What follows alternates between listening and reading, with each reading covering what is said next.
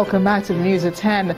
Workers in the nation's aviation sector have nothing to worry about when the nation's 4 airports are eventually concessioned. That's according to the Minister of State for Aviation, Senator Hadi Sirika.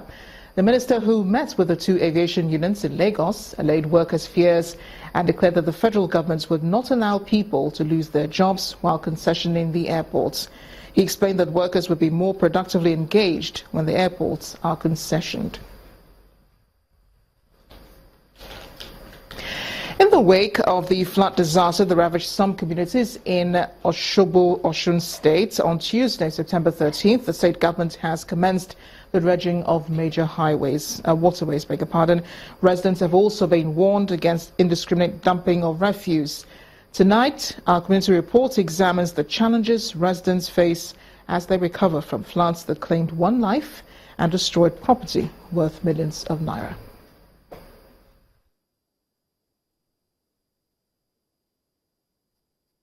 Etisala, now you're talking.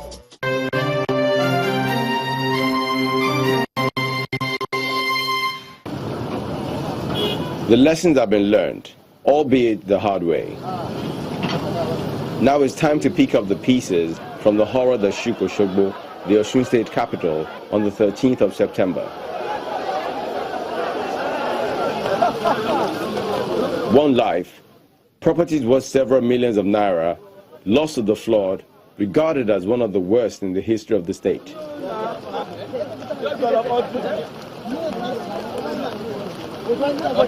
But was there not any warning by the Nigerian Meteorological Agency of an impending danger? Yes, NIMET had alerted us to the possibility of this, but considering our efforts at the flooding, the state, not just Osogbo, the state, we never expected it to have this devastating effect. But have a devastating effect it did.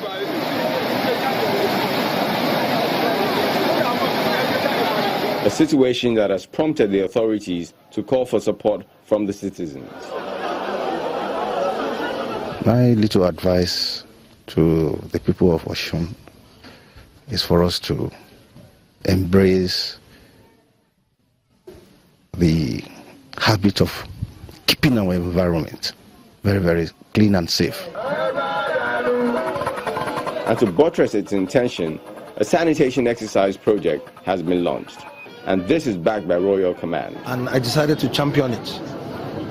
We have invested in all the infrastructure that we need, the trucks and all the containers. We have a lot of it that we will put in strategic places in Ife. This is to support the action to expand the drainage system. The governor has given directive that we should commence immediate expansion of our water channels. Before now, what we used to have is like 6 meters of our water. Now we are opening up the valve to accommodate more. But this man is not impressed by the sudden show of concern by the government. To maintain ecological problems in the state, it has to be a continuous process. So they are not sincere. It's when there's a problem now. That is why they are coming back for dredging. After this time out, we will not come back again. This is indeed a wake-up call for all to be alert to the dangers of indiscriminate dumping of refuse and for the system to ensure cleanliness is observed. Because anything short of this may pave way for another unwanted recurrence.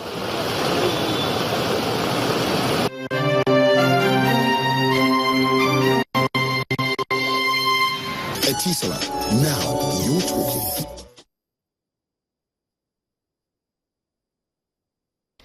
Health matters now. Over 5 million people, Nigerians, are said to be suffering from diabetes mellitus, of the 420 million people suffering from the condition globally. This has raised concerns amongst health practitioners on the need to educate Nigerians on how best to reduce the spread of the disease to the barest minimum.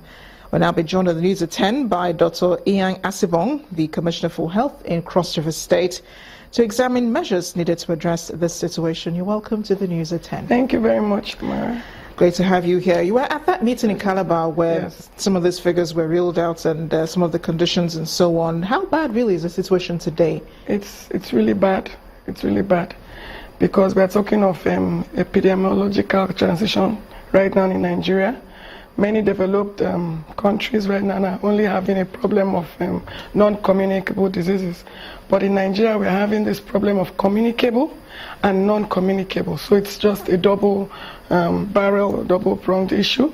So while we're still grappling with non-communicable, this non-communicable one is also coming up. So in Cross River State, we're actually managing 97,000 people presently, and these are those that we are aware of. Many, many more cases are unknown. Very many cases of diabetes are unknown. And most of the cases could be managed without drugs. That's where diet comes in.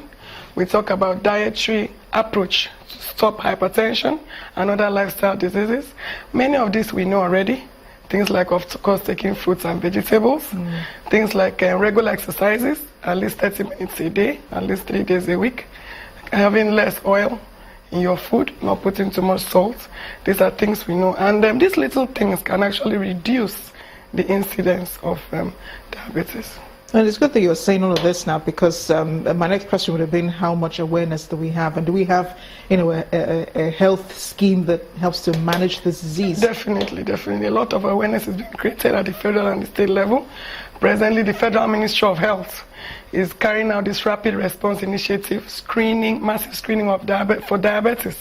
You're talking of screenings of thousands of people across the country, and the Cross River State government is actually taking it a step further. The governor, Senator Professor Ben Ayade, is a very proactive person. So immediately he found out about this, what the federal government is doing. There's a little they can do. We're actually improving on the figures. We're going across all the local governments and actually having free screening for diabetes. And of course, the Cross River State Health Insurance Scheme was just signed into law by the Cross River State Governor on the 6th of September. This will go a long way in addressing many of these issues. The scheme is actually tagged Ayade Care, and for the first time ever, a scheme is actually signed into law just about a week after being passed as a bill, and it's been launched. Actual launching, in which we realized a lot of money. The state governor actually led by example. And actually, donated towards the scheme. Many of our people donated. It's going to be launched across the local government, right down to the grassroots, where the people need it more. And we're hoping that a lot of other states also emulate that. But for many people who do not know, what are the common signs of diabetes? I mean, because the people you have said are living with diabetes and do not know that they're living with the disease. The commonest sign of diabetes, one of the common signs, is frequent urination. You find yourself urinating more frequently than normal during the day. At night, we call it nocturia. You wake up at night. Maybe previously you didn't used to wake up at night to urinate, but now you're doing it very often.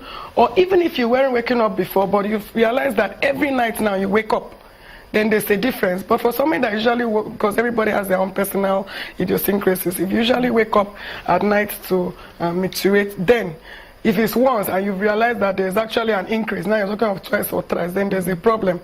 You're talking of increased tests.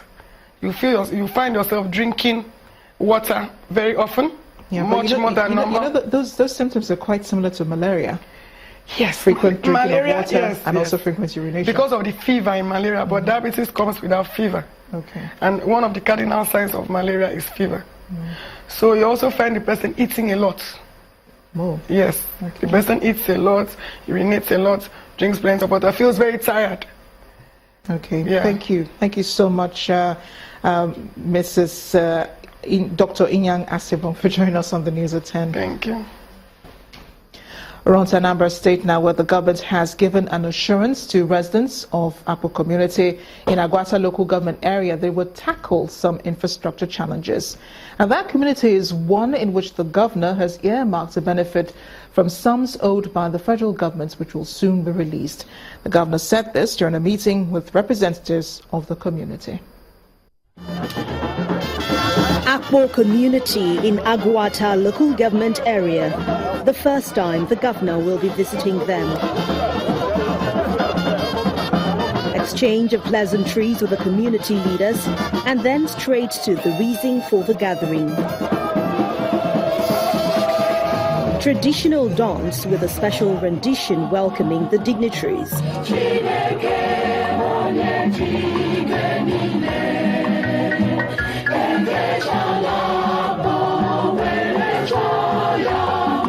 The President General of the town, Mr. Godwin Ezeno, congratulates the governor for the milestones he has achieved in his quest to transform Anambra State. We unequivocally congratulate you on the milestones you have so far achieved in your quest to transform Anambra State to a leading economy in the community of states since your assumption of office. The people appealed to the governor to intervene in road construction, renovation of the community secondary school, rural electrification, as well as government appointments. The highly elated governor assures the community of his commitment towards ensuring that immediate intervention comes as soon as the federal government releases the 43 billion naira owed the state. You know times are hard. We'll see which of them that we can address. I also told you that the federal government is owing me 43 billion. As soon as I get any part of that money, of course, those roads will begin to go with ease. I assure you. The former national chairman of ABGA, Mr. Victor Ome, is happy and thinks it is a clear indication that ABGA government is bringing development to the people. Community upon communities have lined up to express their gratitude and satisfaction in the way the governor has piloted the affairs of the state, to show appreciation for the wonderful job he's done in 2 years and 6 months. The Akpo community's declaration of support for Governor Willie Obiano and ABGA is coming on the heels of several other communities' declaration, which has positive implication on the fortunes of the present administration as the 2017 governorship election beckons in Anambra State. And now to the arts. We Almost Forgot is a contemporary dance act performed at the Freedom Park, Lagos. The dance, which was choreographed by Kudus Onikeku, talks about the impact of war and the psychological effects on those who survived the horror. And that's where Art Review is headed tonight.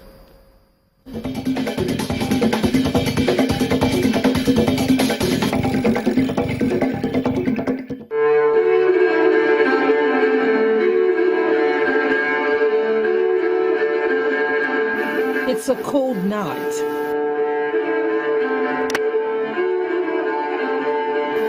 The Freedom Park in Lagos, the stage where this tale by moonlight is being told.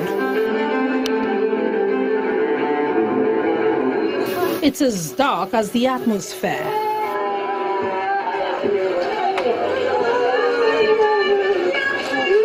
Not for the faint-hearted.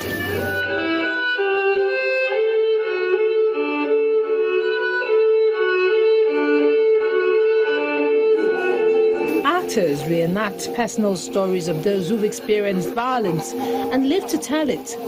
They use dance and song as the instruments for this performance.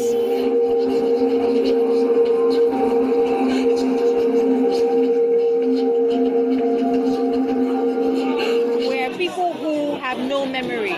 We find a way to box ourselves in a corner, and we relish in the euphoria of, oh, it's good today, so let's stay there. And we forget how we got here, what it is that's pushed us to the corner, what it is that we were hoping for, where it was we were going as a people, as a nation, as a community, what it is that's supposed to be driving us. Opening Pandora's box is never a pretty sight. But these performers take a leap using simple costumes that will give them the freedom to do the movement that it entails to evoke the capacity of the body to remember these traumas. This art questions reality. Do the victims ever forget? How do they heal? Are they getting the help they need? We almost forget that therapy is crucial for them to fit into society. Next on the news at 10, African champions, the Super Falcons, will face Mali, Ghana and Kenya in the group phase of the 2016 Africa Women's Cup of Nations in November. We'll have more in sports news. Just stay with us.